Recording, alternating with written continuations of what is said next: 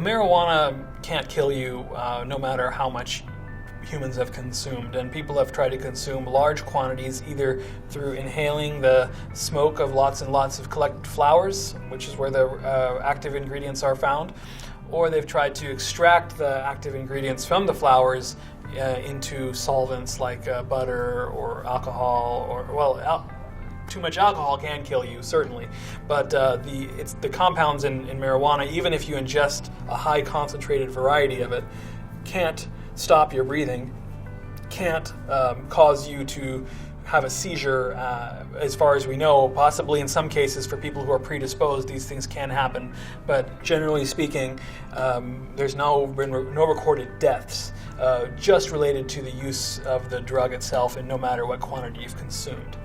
Now, you can use too much of something if you were expecting a certain effect.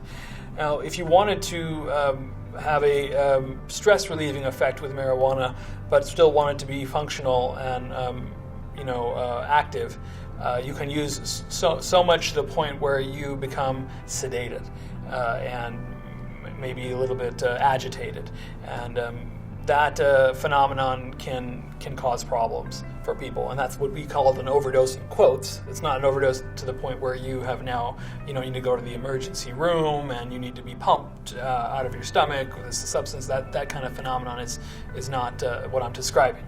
Also, you might end up having a paranoid or psychotic reaction with a high use of something that has psychologically activating properties. People call that an acute cannabis psychosis, and that's been described. Oftentimes, that does not lead to any chronic long-term change in your psychological status, like where you're permanently this way. It clears over the course of a day or less.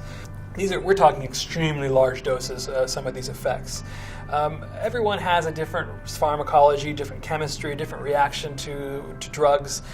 So the important thing is that people, when they're using a psychologically activating substance, that they pace themselves, that they know how much they're using and wait before taking more. And that very commonly happens when you take marijuana orally, like in foods or dissolved things. There's a large delay in the onset, sometimes can be up to an hour and a half.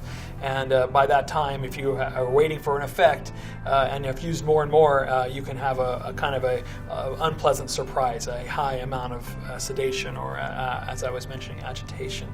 With smoking or inhalation, vaporization, the onset is more immediate.